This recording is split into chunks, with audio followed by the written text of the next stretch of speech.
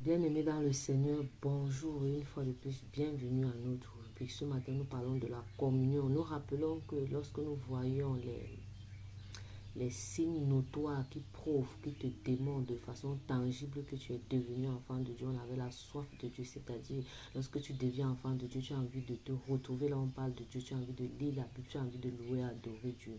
Et cette soif-là, comment on la satisfait? Par un autre type de relation que la Bible appelle la communion avec Dieu par le Saint-Esprit. Alors c'est quoi la communion? La communion, contrairement à la communion est cette relation personnelle, individuelle-là que chaque chrétien a avec Dieu.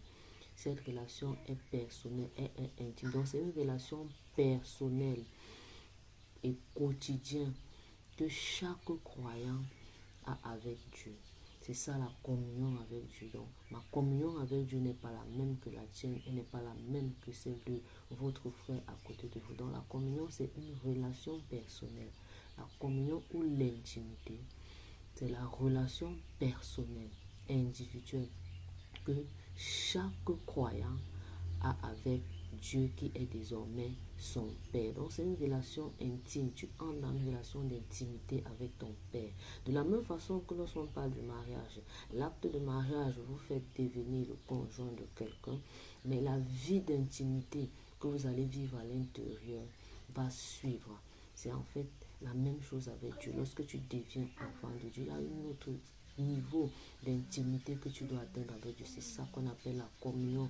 Et c'est au cours de ce processus-là que chaque homme travaille avec Dieu. Donc le but de la communion et pourquoi la communion, c'est pour travailler avec Dieu.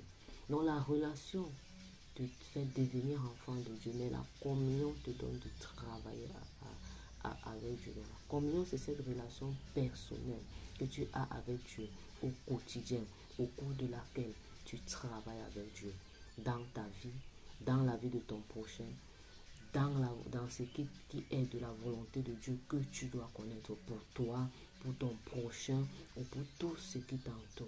C'est dans cette communion-là que des hommes travaillent avec le Seigneur pour l'accomplissement de toute œuvre bonne. Alors bien aimé, ça c'est la communion.